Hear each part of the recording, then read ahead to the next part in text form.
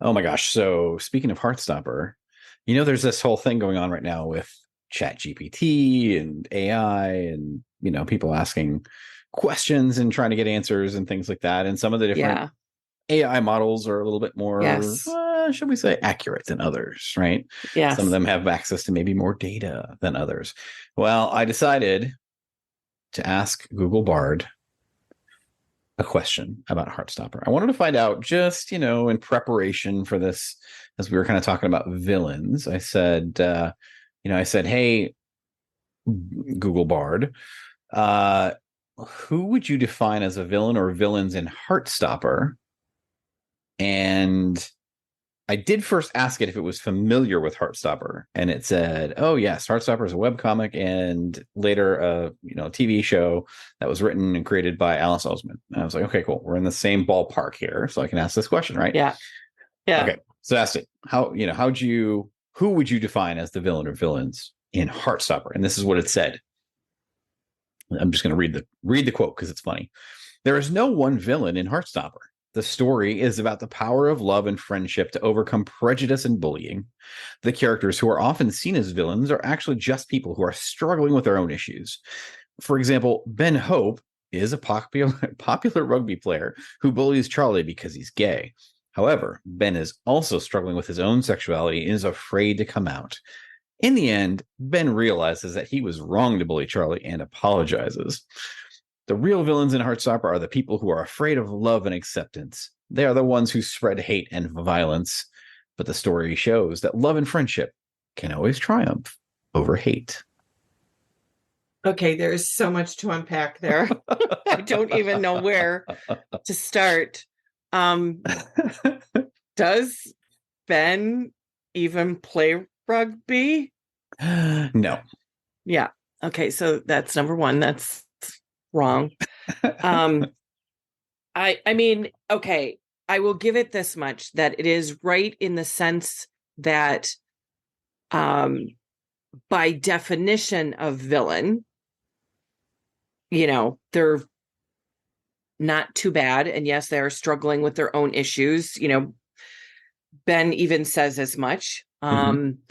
Harry is a little more sticky with, we got to see where his growth is going to come. And who knows with Ben? I mean, I've read all of Alice's work. I think the only one I haven't read yet is Loveless. But I have not seen any growth in Ben whatsoever. So I don't know. I don't know, AI. Not in season one. Yeah, not in season one. No, seriously, with Ben, I don't know that there is a moment that he redeems himself or apologizes or anything whatsoever. So I think in that sense, sorry, Bard. Yeah, you are wrong. It's funny. I corrected it and I said, Ben never apologized to Charlie. And I said it in that tone of voice. If you can say that in text, right? But I said it. Ben never apologized to Charlie. And Bard said, you are correct. Ben never actually apologized to Charlie in the Heartstopper comics or the Netflix series. However, there is a possibility that he may apologize in the future.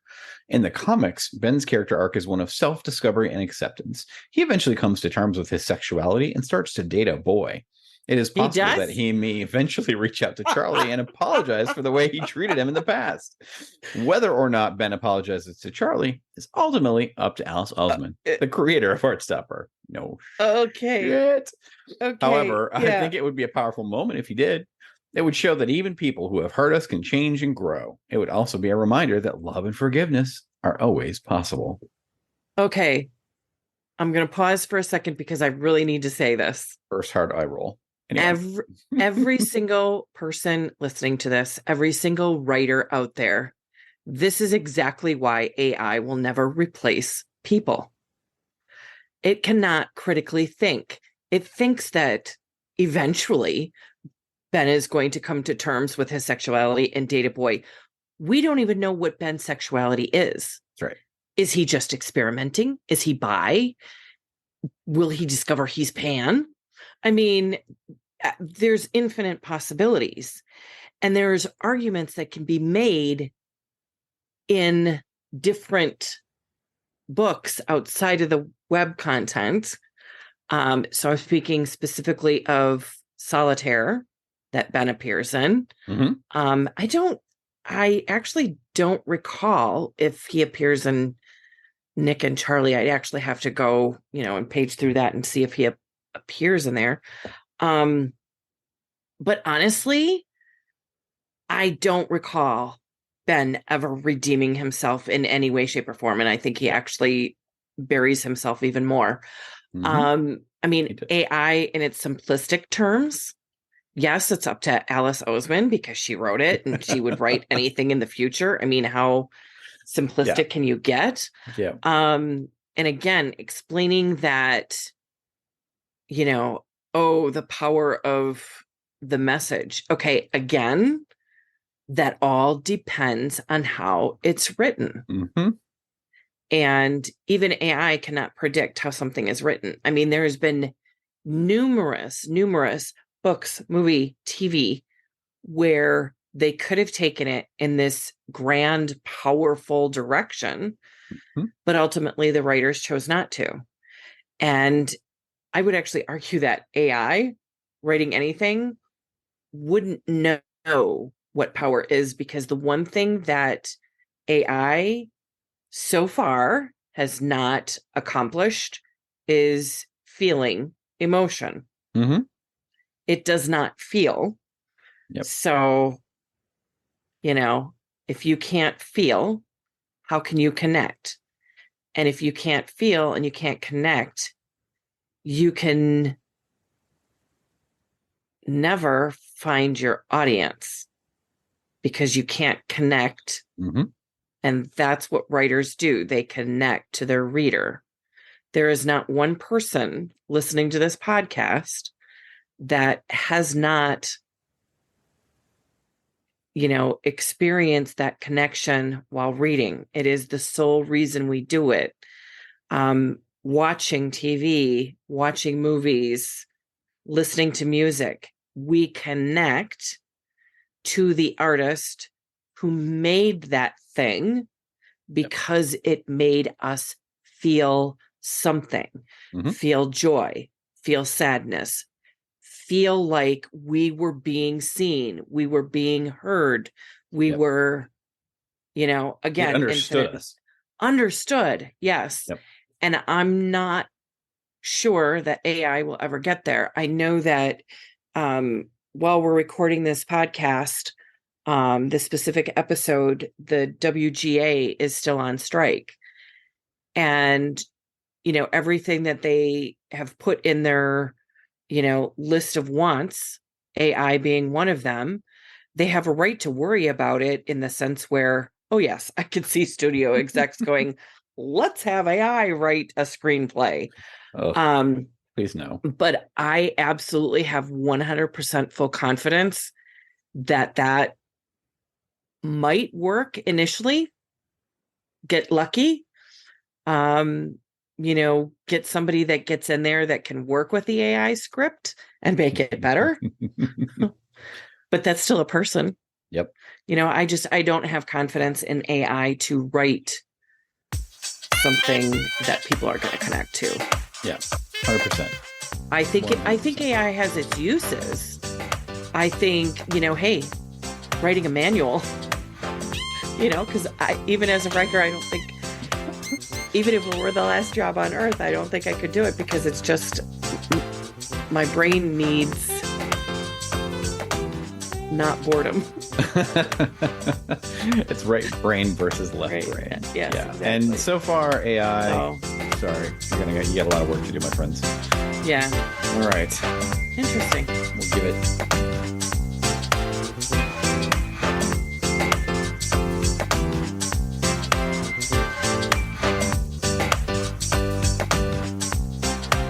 Welcome, everybody, to Write Out Loud, the podcast where we're talking about villains today. We're talking about villains. Yes. It's me, Matt Kassem, and of course, the famous, Christina. lovely, amazing Christine. Yes. So villains, we're talking about villains. We just, we're in the mindset of Heartstopper and trying to figure out what we want to share really about villains within the realm of Heartstopper. So first of all, I guess what's the question? The question is what is a villain? And I'm using the term very, very, very, very loosely.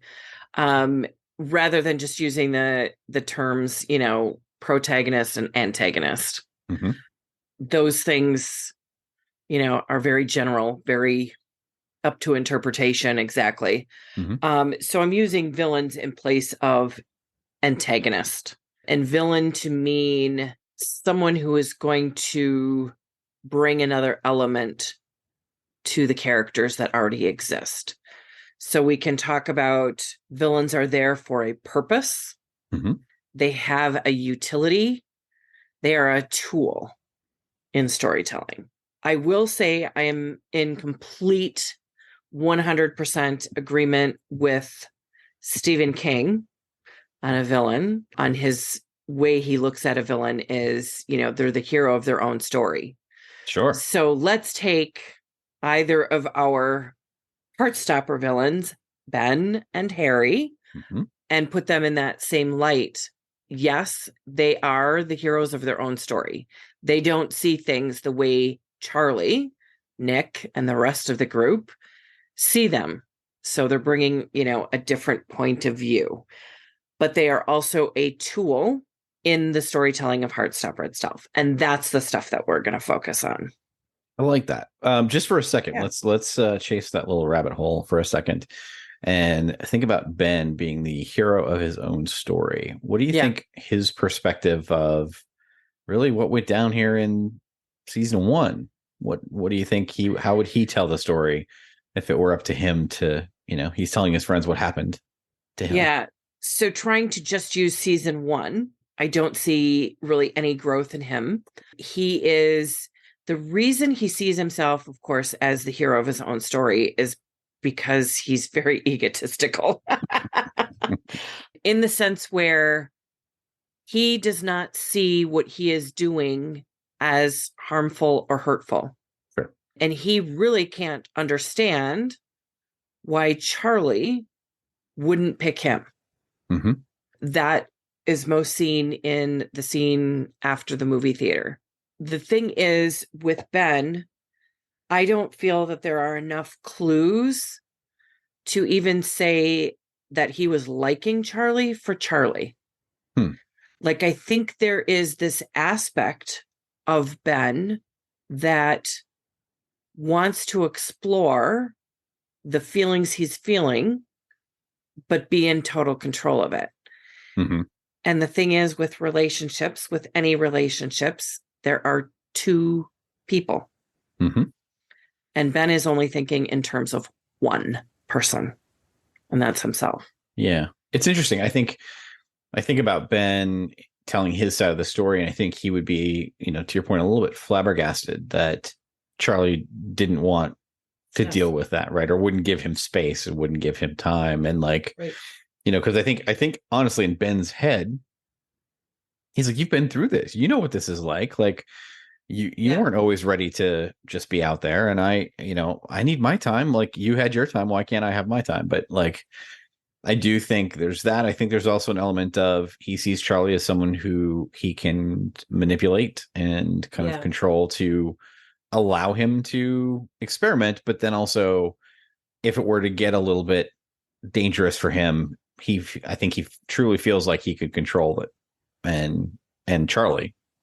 Yeah. And I think that's the key right there, is that he wants to control the entire situation. Mm-hmm. And that's why he does try to manipulate Charlie by saying things that put Charlie in not just pain, mm-hmm.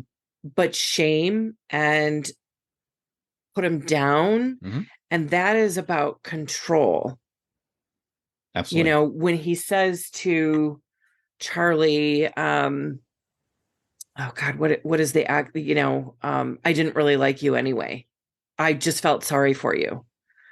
Like a rational person That's will called be sour like, grapes. What? Yeah.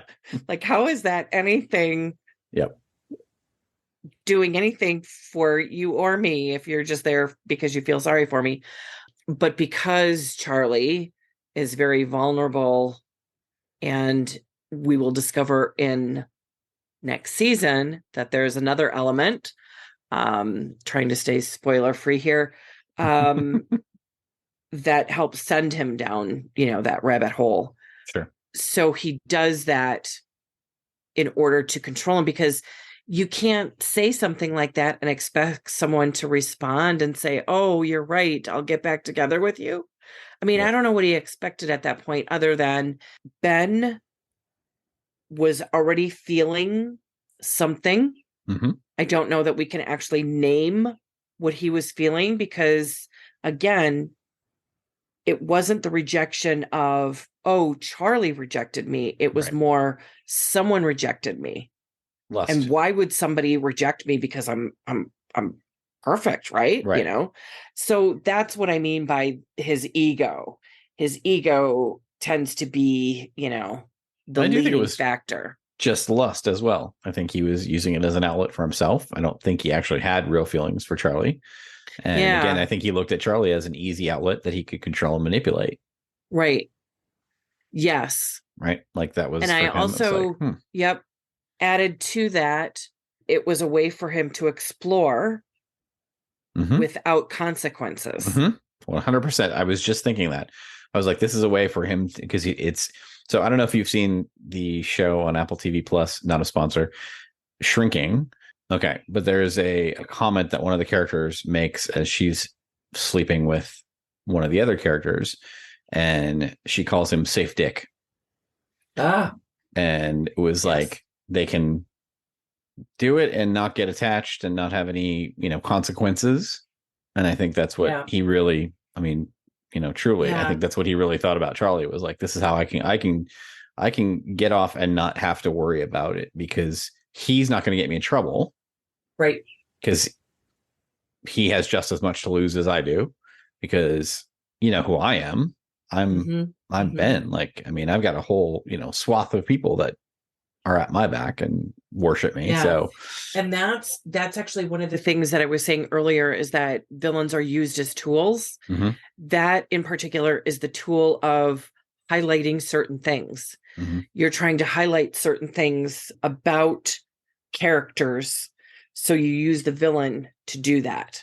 Like, so in this case, it is highlighting the fact that there is a bad way to treat people in a relationship, to use people, to, do all these things. So that's that aspect. I'm going to segue into another aspect, which we also just highlighted in that same section, and that's the contrast. The contrast between Ben and Nick. And I think this is actually the strongest argument for Ben in particular being a villain, in the sense where almost every single step of the way, every single episode, there is something that Ben says that there is a corresponding Nick response. And so what I mean by that is, first of all, when Tori is on the bus with Charlie, and she can sense, something's going on, and she talks about the ex-boyfriend, and says, well, what do you want in a person? And he goes on to list, starting with things that Ben did not do, and almost ending on looking out the window and saying, I'd prefer someone tall. So even though Ben is tall, he's directly looking at Nick, and Nick is tall. I'd settle for somebody tall.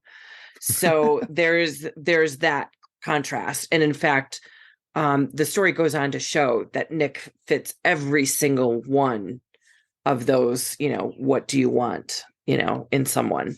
But more so, the things like I've written down, the end where Ben has said, we're not boyfriends. He is totally, I don't want that word. That word is, awful.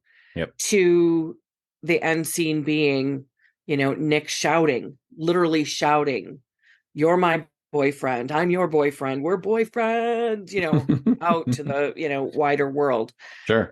That's the contrast. There is what I said earlier, Ben saying, "I never liked you." Whereas then Nick says later on, "God, I like you so much." Mm-hmm. I mean, there's the contrast again. So all along the way, we are seeing these things that Ben is saying, and then Nick comes out somewhere else and says it better. Probably one of the best examples is actually Ben saying, "I'm literally figuring things out. What more do you want from me?" To Nick saying, "I need some time to figure this out." Mm-hmm. Charlie would have given Ben all of the room that he gives Nick to figuring it out. But the difference is, and this is what I mean by contrast, villain is there to show that contrast of Ben not treating Charlie in a way that allows him to reciprocate that, that feeling of, "Hey, I'll be with you every step of the way. Just treat me right. Just treat me like a person." Yeah. Yeah. This might be a dumb question on my part, but I'm curious to know your thoughts. And like I said, this also might just be very obvious, but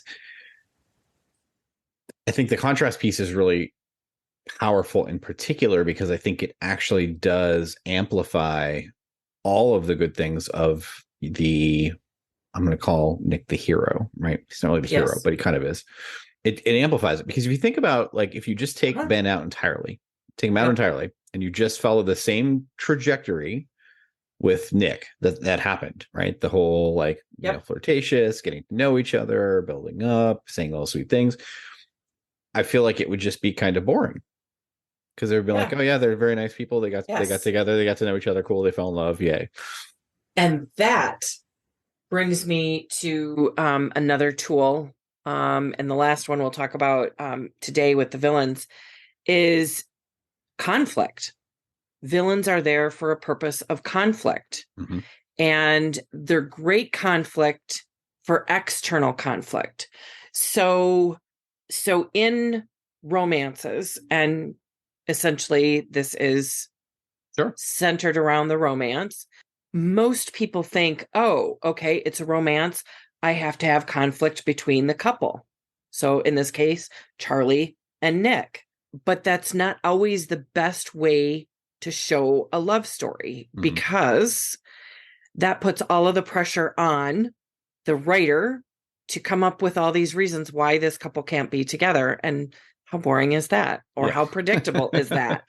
And I think that's, again, why Alice was so unpredictable, is because she took the conflict, and there is some, internal conflict with, Charlie and Nick. There is, but it's easily resolved. It's gotten through. It's talked out. It's, solved.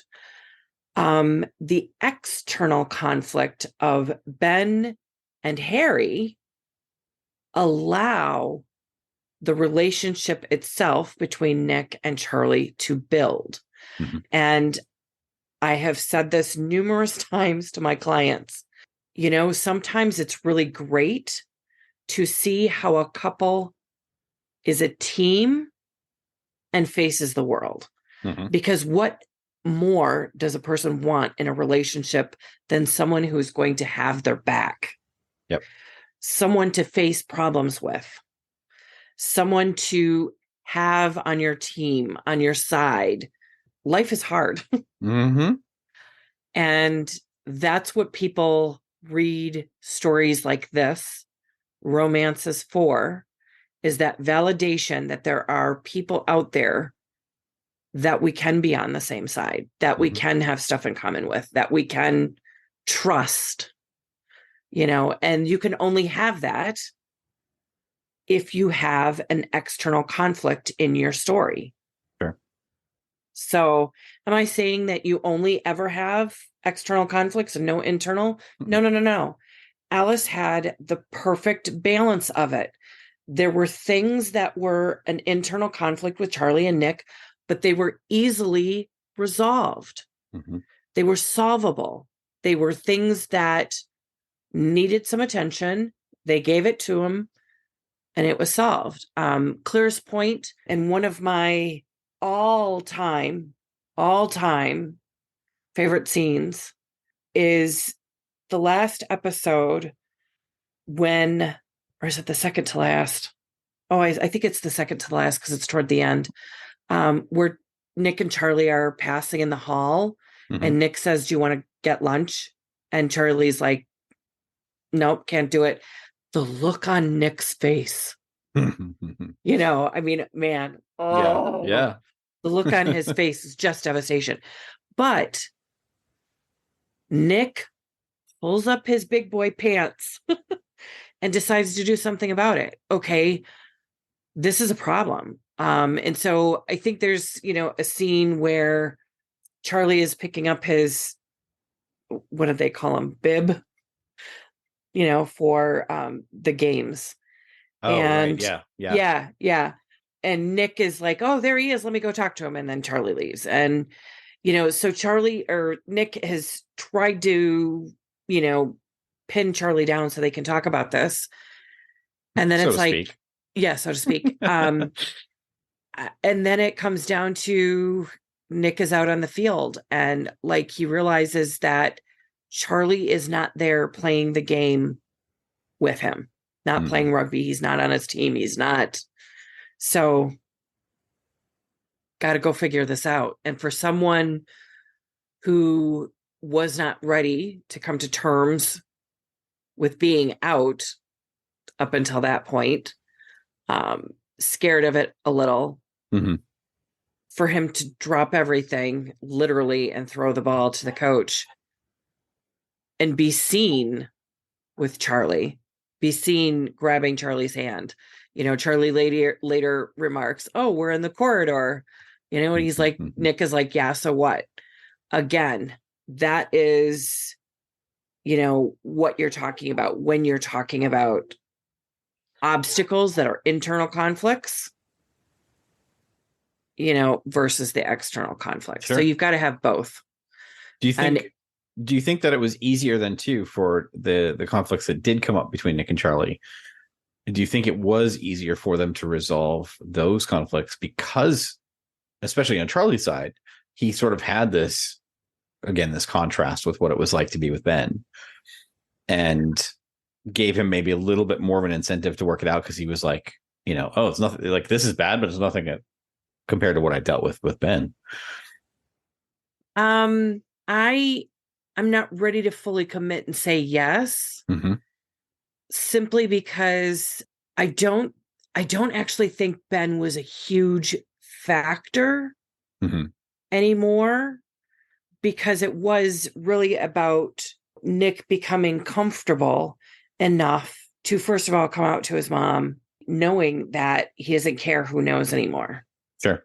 You know, he's not going to make a big deal out of it, but he doesn't care who knows anymore. Yeah. Because, you know, what is important is you and me, you know, and I think that says something that most romances of any kind don't actually spend a lot of time doing and being, is that the way Alice wrote this was very mature.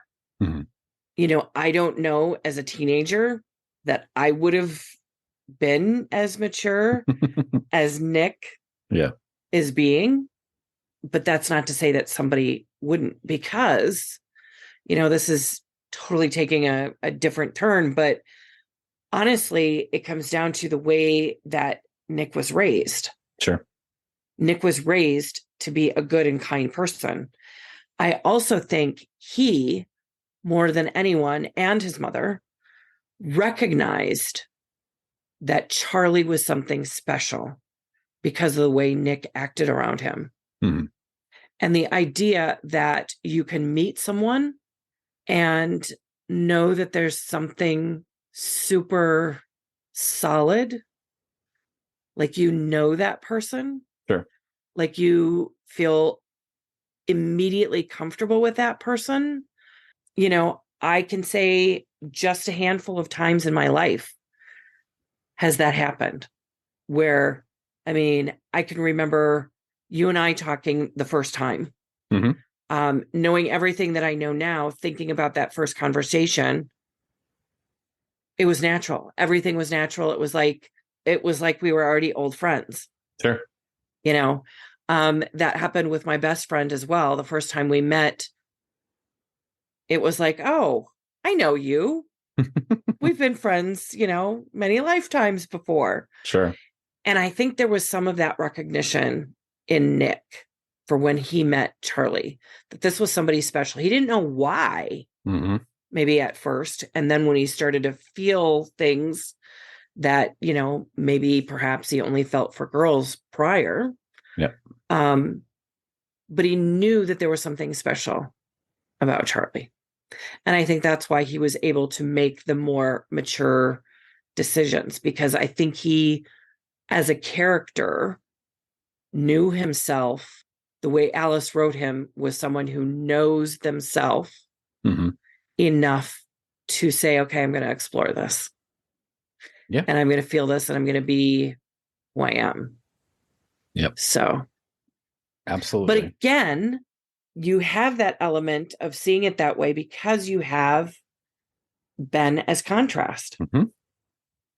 You know, Harry is a different villain altogether. He is actually one to create tension and suspense in the way of like, oh my God, how is this, you know, going to all turn out? Yep. The bullying aspect. That's, I was going to say uncertainty. Yeah. Uncertainty. Yeah. So, you know, Harry is an altogether different type of villain. He really is there for external conflict. He is there to add an element of what is going to happen. Yep. Well, I think it also awakens in the reader / viewer / you know, whatever, right? It awakens in them a sense of like it endears you as the viewer or the reader to our likable, you know, I guess, protagonist and hero, right? So Nick and Charlie. Yeah. Because you're like, oh, no, you're not going to do that to them. Like, you know, so you immediately kind of have this protective feeling of these characters, and it helps kind of harden that bond a little bit so that you can continue to, you know, really relate to, because we've all been there in some way, shape, or form. And it's just easy to relate to. And it's easy to kind of stir up those feelings of, oh my God, no. Nope. And I think the relatability, what you just said was, you know, that's how we connect. We connect because we can relate, because, you know, who is the Harry in our lives? Yep. Exactly. Yes. So they, you know, villains play a huge role. Yeah. Play a huge role, right? In their conflict, our experience. They highlight things. They, you know, put in contrast to. Be real interesting to hear from Alice herself if the contrast of those remarks were on purpose. You know, did she purposely go, okay, Ben is saying, I'm literally figuring things out. Okay, later on, Nick is going to say, you know. Right. So, but or does it just kind of happen? Yeah. Alice, let us know. Yes, please. What was the purpose? Did you know it? How? Did you know? Can Alice get a hold of you should she wish to? Well, you know, I'd actually give her my personal phone number, but I'm not going to say that aloud on the podcast. But she can find me at Christina@bookmatchmaker.com. Fantastic. Also on Instagram at bookmatchmaker. Bookmatchmaker. Excellent. Yes. I mean, and she could find me on Facebook too, but really, I'm not keen on hanging out there all the time. Yeah, don't do it, Alice. Don't do it on Facebook. Just do it on Instagram, or email her, or, you know, email her and she'll give you her phone number and you guys can talk and you can become besties. We can Zoom. And should you, Alice, want to get in touch with me or find me, you can also do that. Should you wish, at Cassem, CASSEM @omg.lol. Find me there. Yes, but I'm telling you right now, if she does contact you and not me, I'm in on that phone call. Oh, you will be. Zoom. 100%. You're my favorite. You know, you're not going anywhere. So Alice, you should go. All right. Yeah. All right. Very good. Well, Yes, thank because you. I would be the obsessed fan. You want to avoid me at all possibilities. Wow. There we go. All right. Even more reasons for Alice to reach out. Oh, well, my darling, good to see you as always. And until next time. Until next time.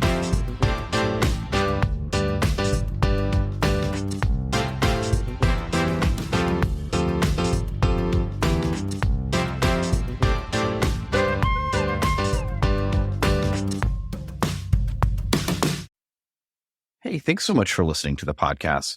We really hope that you're enjoying every bit of it, but we would love to hear your feedback.